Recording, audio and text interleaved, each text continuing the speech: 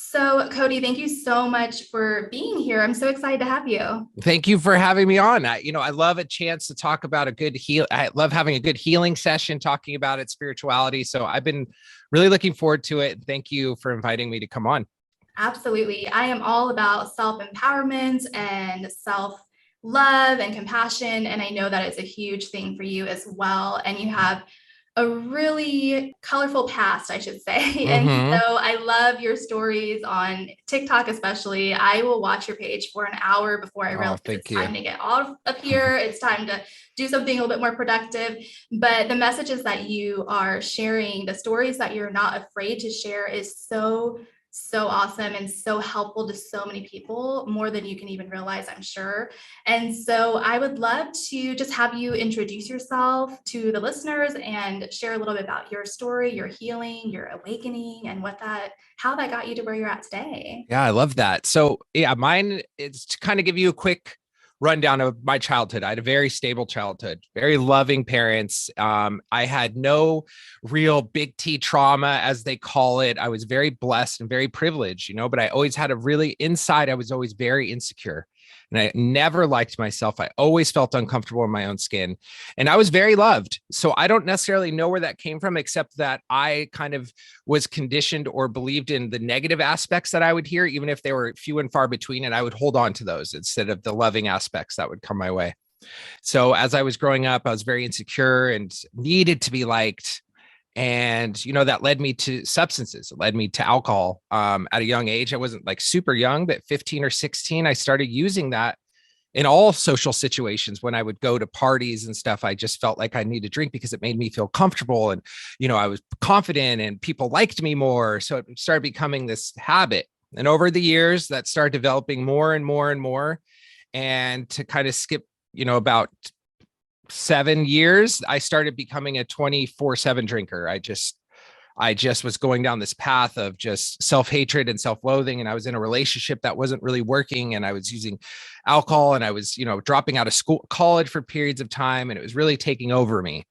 And I had a very emotional bottom with that. And when that happened, I didn't really do anything to make myself, to heal. I didn't really, all I did was just go to a therapist a couple times. And then I found pain pills, and pain pills were like this light shining down on me, that I'd found this magical, formula to live life. I mean, my brain literally, forget that you can get addicted. That stuff. I wasn't going to be that person. I can moderate. I could do this. And within a year's time, I completely destroyed my life. I mean, completely destroyed my life. Went through a divorce, I lost my job. I was stealing from everyone I know.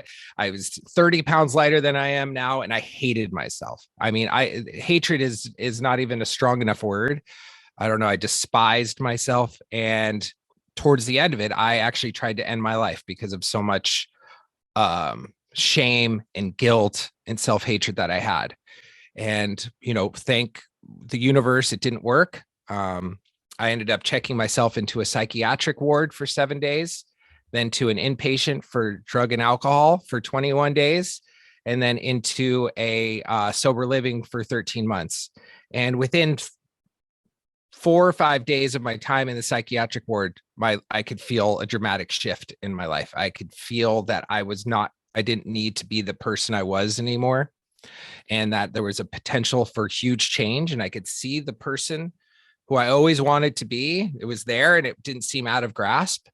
And so that's what I went after it. I went after my recovery. Like I went after, something that you want more than anything in your life, in the world. And I didn't want to be that person anymore. And as more people were falling off and going back out and using, I kept getting more days, and I couldn't believe it. Like, how is this happening? I'm just unreal. And, I met my wife within 36 days of being in recovery. And then we had a child within, a year. Both of us a year, little to less than a year in recovery. So that was crazy. We got married. We have 2 more kids. And to kind of jump on the spiritual aspect real quick, I was very unhappy for a lot of my time in recovery. And I couldn't pinpoint why. And I just was very unhappy. It wasn't like the depression and shame and self-hatred that I had from my addiction. It just felt like something was really missing. Mhm. And So do you want me to keep going and talk about this part, or is there, I feel Let's like pause for just a second. I'm going There's on for so a much there while. to unpack, and I love it. Thank you so Hmm. much for sharing all of that. So I think it's interesting that you just said that you really didn't you still weren't feeling really good or happy during your recovery. Is that what I just heard? Where you Yeah. said there was still something missing. So that's interesting to me. I do want to really stress this fact though, that you went years and years and years before you asked for help, before you said, I actually can't do this by myself. And I think that's so important for everyone to hear, whether it is through addiction or anything that you're struggling with. We are not meant to have to handle all of this alone. Yep. And so I think that there's a lot to unpack there, but I want to finish this then, because I know that the second part to the story is bringing in that spiritual component. And that was a big one for me, where I feel like first we have to start healing from a human conceptuation, like if that's the word, conceptuation, but healing as human and understanding what it means to be human, and understanding the mind and the subconscious and the way that we work and the processes in our mind is connected to our body, all of that. And once we start to figure that out, we still have this feeling again of there's something more here. I feel like there's something more. And that is when I feel like when the timing is right, you have this awakening to what that something more is, which is we're not just human, we're spiritual beings on this experience. And that's really all it is about experiencing life, letting life happen and unfold, and opening yourself up to all of the possibilities and all of the options that are available to us. And so I'm curious what your biggest takeaway then was when you started to have this awakening spiritually, and what that even looked like. So, I mean, it was okay. Always need to preface it. It's very important for people to understand that I was an atheist for my adult life, and I was proud to be an atheist. So when I went on this journey that led to my spiritual awakening, that was it didn't even occur to, it's not what I was looking for. I just was going, I was tired of hating myself. And I was tired of the constant loop of telling myself I'm not good enough, and you're behind, and you suck, and just this constant. And and the state of the world had me very depressed. It felt the perception I had of the world was a very negative perception, and I could not focus on any of the positives because all I could do is get lost in the negatives. And so I talked to my wife about it, and she's like, Cody, people are happy. You know what I mean? Like, people are genuinely happy. You need to search that out. It's not going to happen. You need to get ideas. You need to ask for help, which is, if I can just say real quick, the two biggest transformations in my life are when I sought help, once for recovery and once for my spiritual awakening. Those were the two biggest things. And both of them came from me stepping out of myself and seeing if other people could help me get to where I wanted to get. And so I went on this journey of just trying to be kind to myself, of just not every day beating myself up. And that's all I wanted. I just wanted to be nicer. And for the first time in my life, I was actually open to it, as opposed to thinking it was some foreign thing that I couldn't grasp. I was able to be like, okay, today I'm going to say something nice, and I'm going to just see how it feels. And it felt good. And a little bit of time passed. I connected with some people on Instagram. It was as I look back on it, it was a very orchestrated, universal experience, because it was guiding me and guiding me and guiding me. And I was open to the process. I was flowing with the process. And I got this amazing book called Good Vibes, Good Life by Vex King. And it talked about stuff in it that a couple days prior, I never would have believed about, law of vibration, law of attraction, things that I thought were foo-foo, ridiculous, but I was ready to receive them. And I remember laying in my bed with my wife, and my spiritual awakening started. I connected to something that was just unbelievable. Like, the answers it wasn't just like, maybe this stuff is true. It was like, no, it's time. You're going to be shown now. This is how the universe works. And for a 12 to 14-day period, I felt like I was levitating. It was the wildest experience. I'd never felt so good in my life. It wasn't even, it was just like this most awe-inspiring experience. And I remember crying to my wife about how, and my wife's like, dude, you don't even believe in God. What are you talking about? She thought but she was along for the ride after she saw it. I mean, she was just like blown away, because my wife has always been very spiritual. And so that's how my awakening happened. Nice.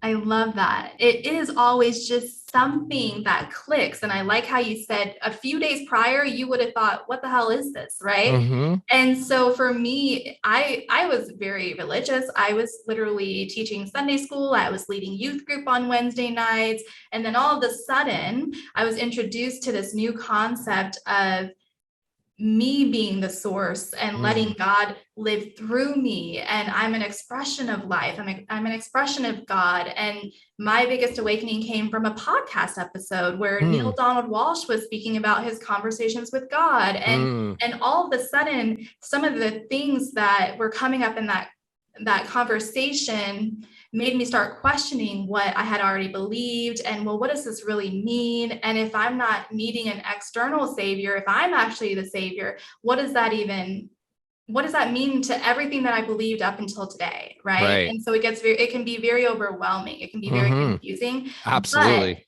But the profoundness of it, the truth of it is so comforting at the same time. It's overwhelming, but it clicks so deeply inside of you that you just know this is true. You found it exactly. And it's like, you didn't know what the question was, but and it's being shown to you, and it's without any doubt. I mean, it's this knowledge that is given to you, and you can never go back, because I mean, that's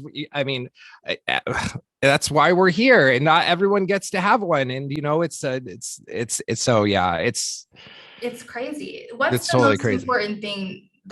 What's one of the most important things that came from it? Like the one thing you took away from it the most?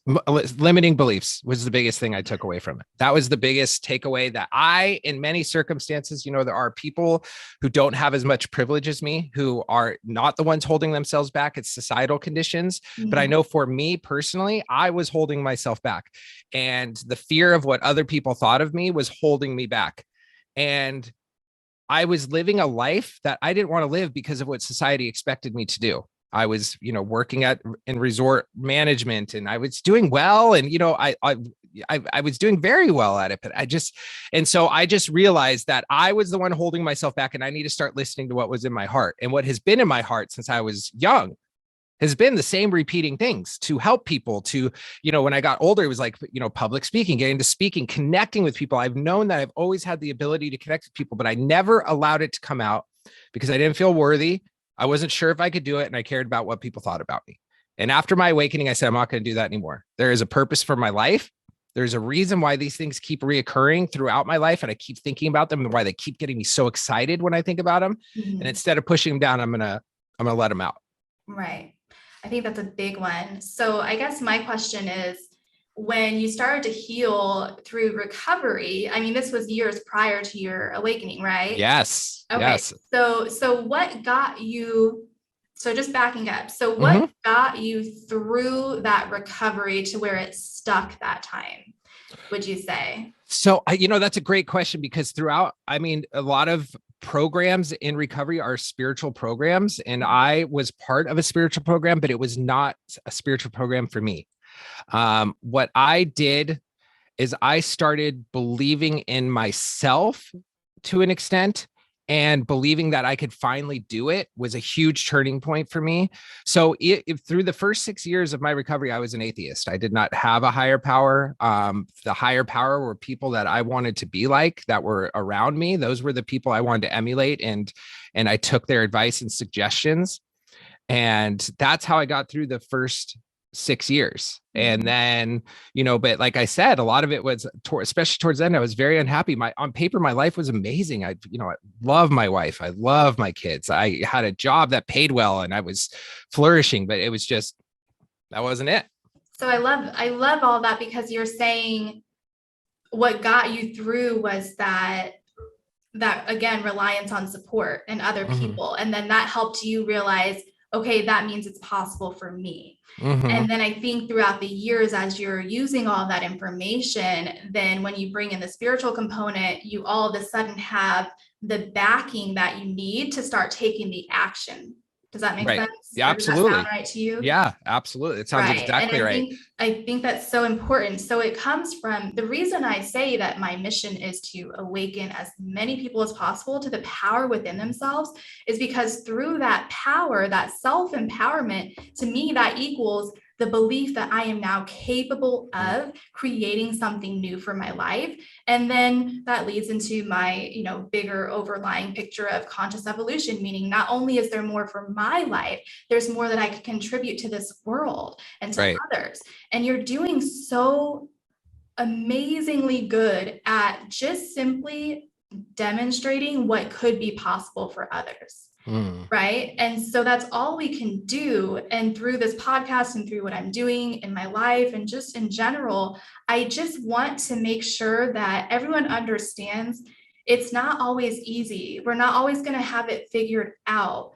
Yet there are things that could work for you if you just feel good enough or motivated enough to try, right? Just let yourself love yourself enough to just try And it be out. open-minded to the process too. That was a huge one for me. Absolutely. Open-minded, staying a little bit flexible. And I this is what I was thinking of last night. I was really reflecting on this. Like when I was in my darker days, when I was in my rock bottom moments, when I was really not understanding all this yet, it was really hard for me to see people that were happy, people that were living on purpose, that had a reason to wake up every single day. It was very irritating to me. And Right. that's the best word I can think is it's irritating, right? And so I know that there are people that see me and are watching me and listening to me who are not at this place quite yet of receiving this information. Totally. All I can do is speak to you and speak to other people and have everyone else come in to where we can all start to share this story and we can all understand. Even in our darker days, we can always say, well, obviously, I know that it feels good to feel good. I want to feel good. It's not that I don't want all of that. It's just that I don't know how. I can't put the pieces together. And so there are people listening to this that just don't understand yet how to connect those dots. And what you're doing is you are letting them know that if you just stay the course, if you just set that intention, just that intention of wanting to have more, do more, be more, then it will unfold for you. I mean, it's 100% true. I can give you kind of a quick example too, because even in my spiritual awakening, I'm so far from having it figured out. And I've gone through some really like weird spaces in my spiritual awakening. And then when I finally would get quiet and allow myself the process, then that's when things start happening again, right? Like I had my spiritual awakening and I knew instantly, like, well, not instantly, but when I got quiet with myself, that I wanted to get into speaking, right? But and then I was like, well, I just had my spiritual awakening. Obviously, I'm going to be a speaker about spirituality. This is what I'm going to talk about. So I go full force Instagram. I'm doing the quotes. I'm posting, I'm doing the long captions, explaining all this type of stuff. But then over time, I started not really connecting with my message because I didn't feel that I was at a place to keep like quote unquote teaching people. I wasn't necessarily teaching people. I wanted to give wisdom, but I started losing that. And because I felt way more of a student than a teacher. So my passion behind it started. And I'm like, well, fuck. Sorry if I swear. I was like, well, what do I do now? Like I had my spiritual awakening. I want to get speaking. The thing I thought I wanted to do it about is not working out. And I went through it like a lull, like, what's going on? And I got quiet and I was like, listen, I whatever it is, universe, I need some guidance. I need somebody to come into my life to help me. A couple days later, this random dude hits me up in Instagram. And he just basically starts, I'm like, this is weird. Like, he's like this 19, 20-year-old kid. Like, why is he reaching out? But I was like, all right. And he asked me these questions, like, what are your goals? What do you look to do? Like, what? And I'm like, well, I don't know. I'll answer him. And he's like, we start getting this dialogue.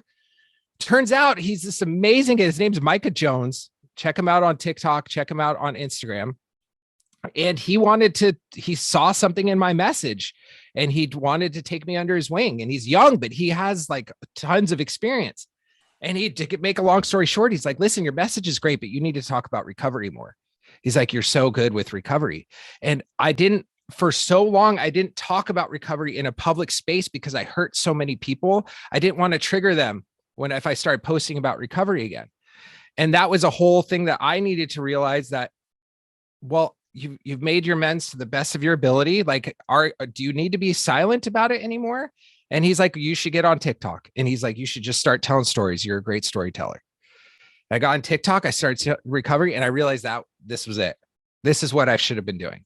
I had my awakening to become a public speaker, but this is what it's for. Mm-hmm. And I tell you, I can't tell you the gratitude and fulfillment that I've gotten on. I've been on there for about 10 months. And I'll tell you what, I thought that I was completely starting over, that, Instagram was so difficult for me to get one person to join my community. Right. I was like, I'm going to have to do this all over again. But my message has really resonated on TikTok. Mm-hmm. And to have people who I can post a 3-minute long story as opposed to a 7 or 12-second long clip, and have people watch the whole thing and leave a comment. Thank you. This meant so much to me. I mean, it's just been incredible. Unreal. Yeah, it's been unreal. I'm sure it is unreal. And I think that's the difference, is that you're speaking from a place of truth, and you're speaking because you sincerely want to. Mm-hmm. I think you made a comment before where you wanted to just start speaking because you felt like you should be speaking on spirituality. You should be speaking about this. Mm-hmm. No. You're speaking because you know that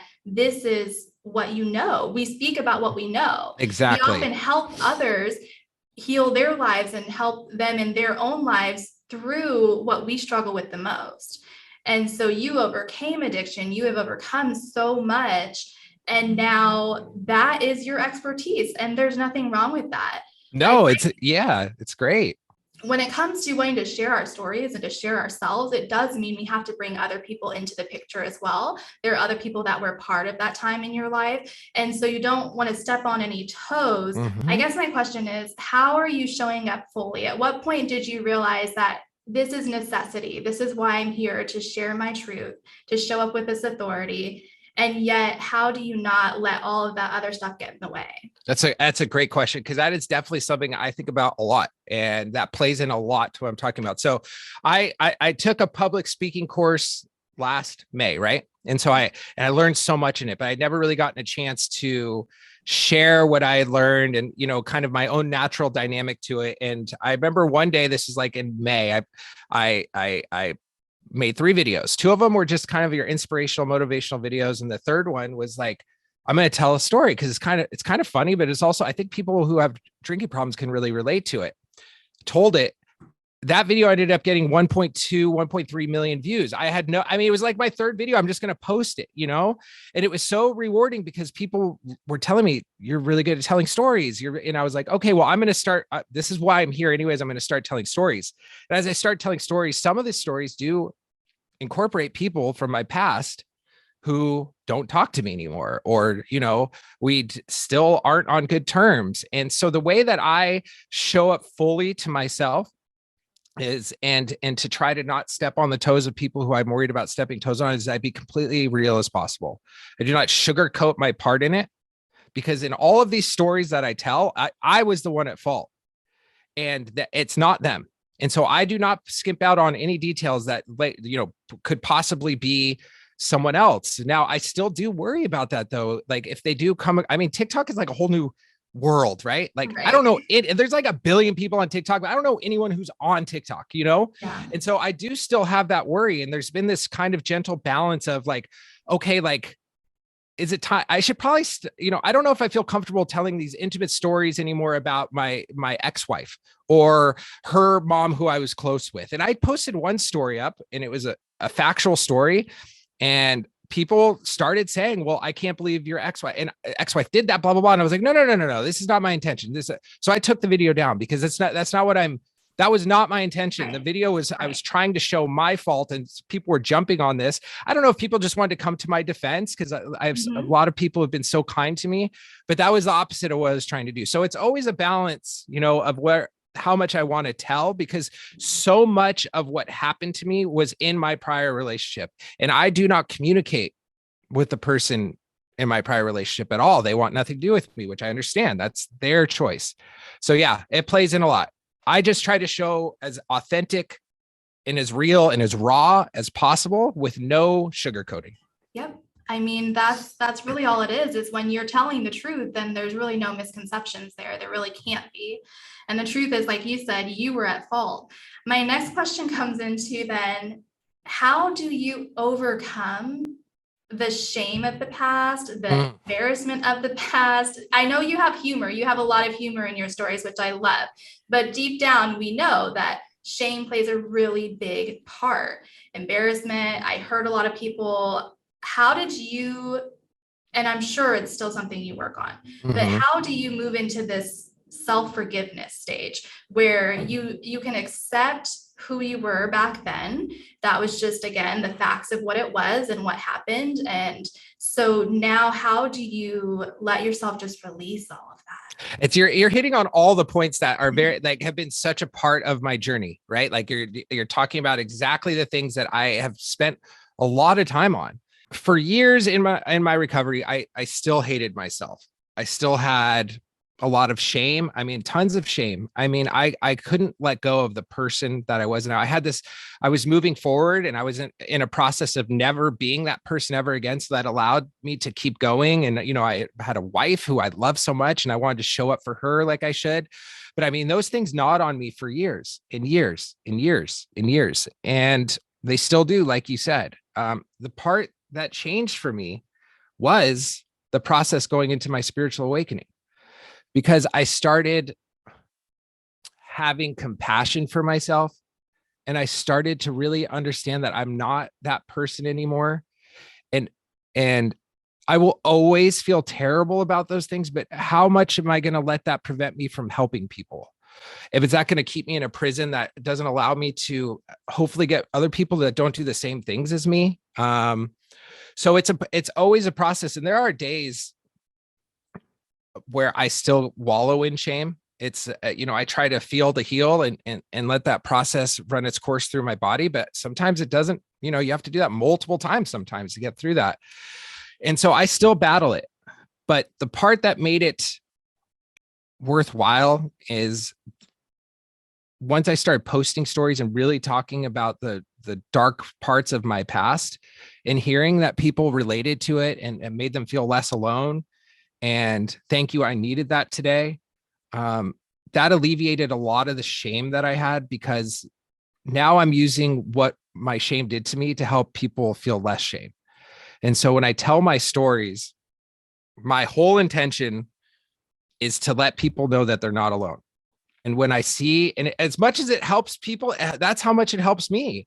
I mean, it shows me I'm not alone. I mean, I've posted the most random shit on my, you know, stories, and there's at least like a few people who relate, you know. I'm like, no, thank God you're here, you know, like, so the shame is an ongoing battle, but the forgiveness, the working on that work really started after my spiritual awakening.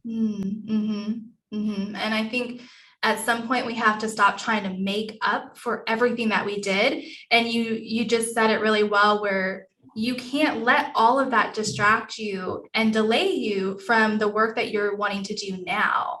So when we are so consumed by that shame, so consumed by the past and that story and that version of ourselves, we cannot be in this present moment and be able to see clearly, what do I need to be doing? What could I be doing? Like you said, to have the courage to post a video where you were at this really low point, you were really not showing up in a good way, and yet somebody needed to hear that. Yeah, it's, I mean, it's like the purpose of my message is to be a safe space, to have people feel comfortable when they see my face, and to understand that, like, I am just some normal human who almost died because of his addictions, and I came back from it. I want people to understand that too. I don't ever want anyone to ever get the perception. This is the thing I love about TikTok, right? Is like a person can do one viral video and they'll get 1 million followers, and they're just a person who works at, you know, a Dunkin' Donuts. You know what I mean? And that's the real vulnerability of TikTok, where Instagram is this, it feels, I mean, they're trying to do it less, but, you know, it's like this, what you're trying to attain, where it's like, you know, you can be as authentic as you want, as real as you want. And that's the message that pays off in TikTok. And that's what I love about it. And so it's just made the whole process so cathartic. And I get messages all the time. Do these stories trigger you? I mean, do you feel like, does it make you feel bad afterwards? And the answer is sometimes it definitely does. But also, it's like I mentioned earlier, it's the process of connecting with people. And, I avoided talking about recovery for so long. And I realized that my spiritual awakening, the process of it was a full circle moment of bringing me back to why I survived. And that it's like you said, it's like, what was my expertise? What's my expertise? So, well, recovery. Yeah. And, and so it's this really full circle moment of being like, okay, well, that's why I went through all of this. And I was just kind of, circling around it and finally landed in it. And you do a really good job of saying, this is what worked for me. I'm not saying 100% this is what would work for everyone. You take such good care of making sure that everyone knows that there's not just one way. There's not one way to get to the finish line, and there's not even a finish line. I shouldn't even say it that way. But I know what you mean. Yeah. There's not one rule of thumb here. And so I think that's so cool. And so I guess my question is, when, or was there anything specific, like maybe a time when you really realized, I'm on the right path here. I'm taking the right steps. I love myself. I forgive myself. I'm making sure that I'm living a life with more intention, and I'm coming from a place of love and service. So what are some ways that you started to really recognize that you were on the right track? So, I mean, it was very simple things, right? And I should categorize it by talking about, like, in a general sense, like on the self-love journey and that type of stuff, I'm on a downward slope of that.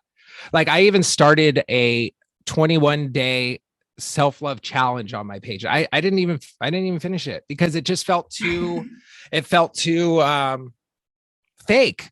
Sure. And so I think that's another thing that allows me to connect with people, is because I don't have it all figured out, and I'm far from having it figured out. But just to get to it, it was small things.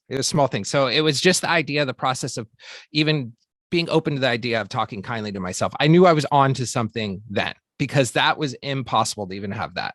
Now, the possibility of allowing myself to entertain the idea that I'm meant for more was another huge thing, because I never felt like I thought other people were destined for great things. My life would be good. And that was it. I started thinking, well, if that person could do it, why not me? And it actually resonated. It actually felt real. Right. And the idea of still caring a lot about what people think about me, but not stopping me from doing it. Mm-hmm. Those were all things that were just huge transformational shifts in me, because I don't want to say I will forever be, because I've come a long way, but I, for the longest time, was just this skinny, and to this day, this skinny, freckled, insecure kid who just wanted people to like him, Yeah. And that was the inner child that I still carry with me today, but to not get stuck in that was so transformational for me. That's that detachment that you always hear about, and you never really understand until you're living it. Like, oh, that's what it means to be detached from the outcome, to detach yourself from any expectations. And that's a really powerful thing once you let yourself be open to it. And again, I just don't think that there's any way to say how to get there. You just have to just let it unfold naturally. Right. And oh my gosh, so many things we could talk for hours. I do want to touch on, I love that you brought up TikTok and the way that it came into the world, where everyone is just able to just be themselves. And it's really about just expressing you. And I love that it really blew up during COVID, when we all had time to really reflect on ourselves and what we want. And as weird as you want to get, or as crazy as you want to get, as funny, or as how sad or how motivating, whatever it might be, I speak a lot to this impulse of creativity within us. And this is exactly what I'm talking about. We all have an impulse within us to create for this world, to offer something to this world. And I'm not talking about just creativity in general, where we're talking about the artists, the singers, all of that. I'm talking about every single one of us is creative. We all have something that can be expressed and something that we can give to others. And whatever that looks like, TikTok provided a platform to let people do it. And that's really cool to me. I totally agree. And TikTok was the first time I ever realized that I had a creative impulse. Right. I didn't realize because I never allowed myself to do anything outside of what I thought I should be doing. And it's funny because creative impulse has been coming up a lot in my life, and you're bringing it up now. So that's just another little nudge, but it was like they were talking about it. I was watching something talking about the creative impulse has like a shelf life. You need to act on it or you'll miss the opportunity. And like a couple days later, I had this creative impulse and I literally could not sit on my couch without doing it. I was hanging out with my wife. I was like, I have to do this or I'm going to lose it. And it was just really cool because I've had a lot of those since I got on. And it just shows me that my creative impulse is showcasing because I'm utilizing what I should be doing, if that makes sense. Yeah. Before I was just hiding it. So I never had the impulse or it never allowed to come up. And momentum comes from taking action. People think you have to be motivated to take action. First, you have to take action and then the motivation to continue comes. And so that's really all it is, the more that you do it, the more you're going to have that, desire to keep doing it, which is awesome. So I know there's so many more things that we could talk on. I think we touched on some really important parts. And again, I want to get back to, my kind of mission as of late is really honing in on the process of healing and helping to really talk about some really specific like techniques and tools that have helped you. So I know for you, a big one was asking for help, checking into the inpatient, spending that 13 months in, the recovery. And so what are some other things that you've been maybe even using as of recent or over the past few years? What sustains this healing for you? What sustains you in your everyday, day-to-day life? You're a dad, you're a husband, all of these things that you have on your plate. How do you manage all of this? So that's another great question. So I'll tell you what was my go-to for maybe like almost 2 years. And some of it sounds cliche, but honestly, like doing affirmations was very important to me. I didn't believe in affirmations before, but they were something that I would do every morning. And it was me forcing myself and then slowly kind of being okay with saying something nice about myself or that I'm worthy of more. And, a meditation was a huge thing for me.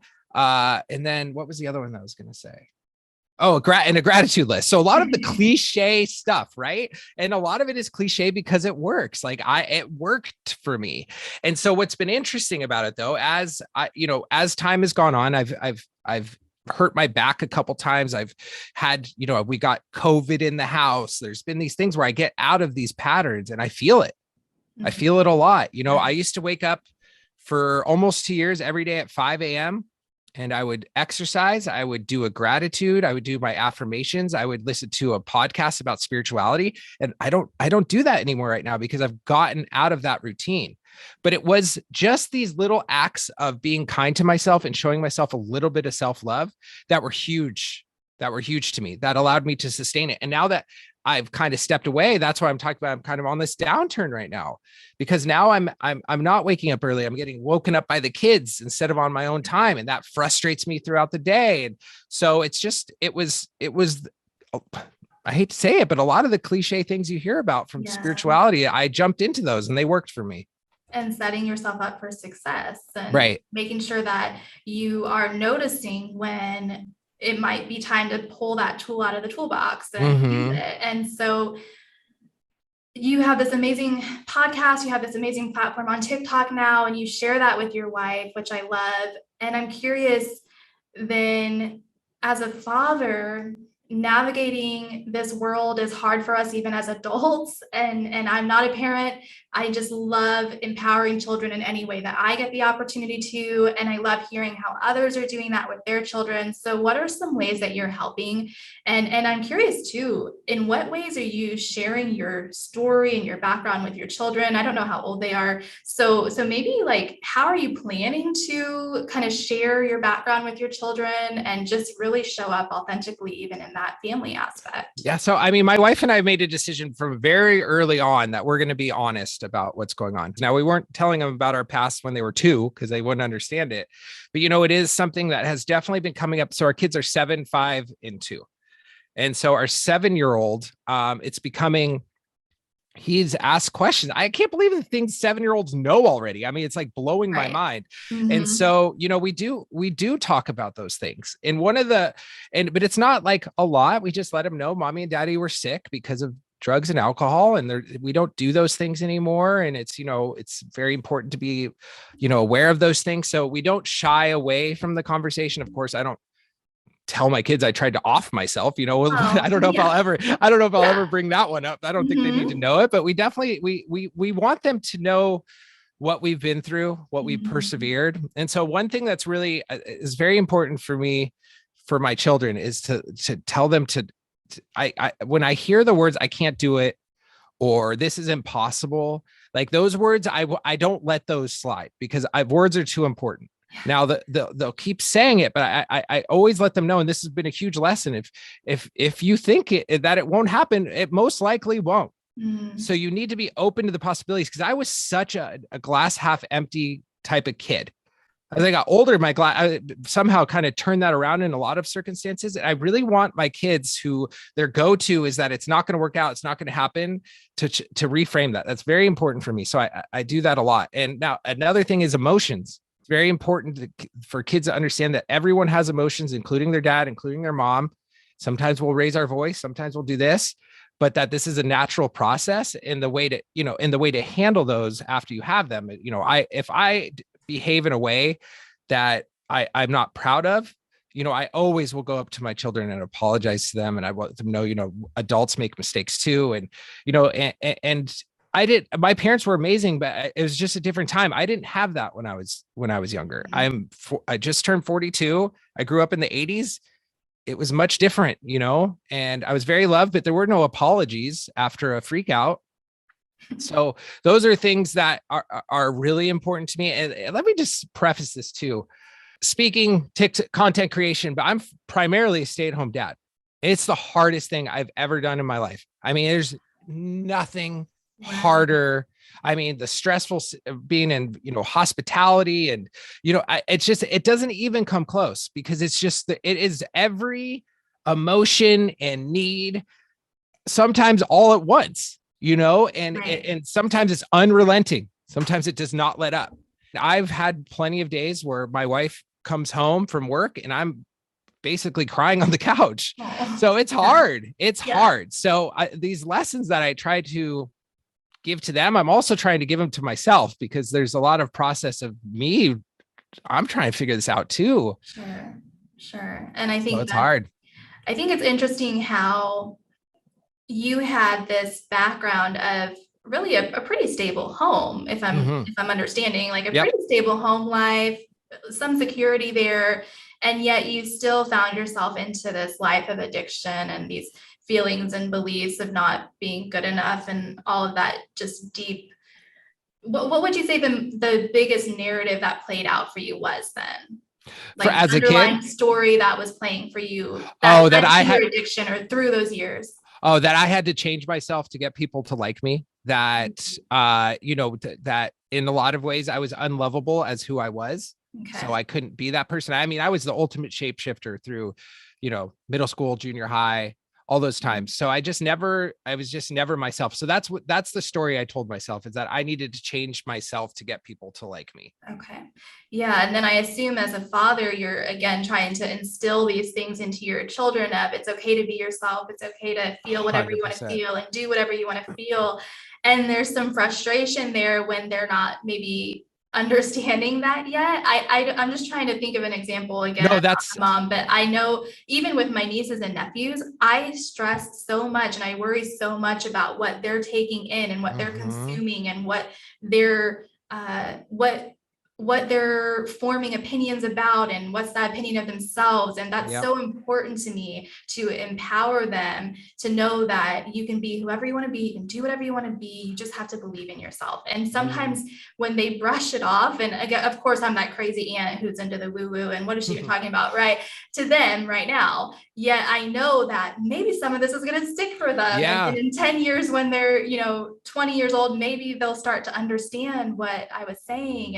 And I guess it can be frustrating when they're not picking up on it quite yet. But as you know, and as you've learned, and as I do in my work, we know that it could be as small as one sentence when you were 3 years old that you pick up on that changes the course of your life, the direction of your life. And so you have to be cautious. You have to be noticing those things and be a little bit on alert when it comes to that with children. Yeah, I mean, it's so true. And my biggest trigger, I guess, non-alcohol or drug related, Right. is my and I don't want this to come off negative, so I just want to explain it. Is my son, my oldest son Watson? He's 7, and he is me in every way possible. Yeah. When I was 7, very takes things on. He's very like emotional, all of very insecure. And so when I see that, my first instinct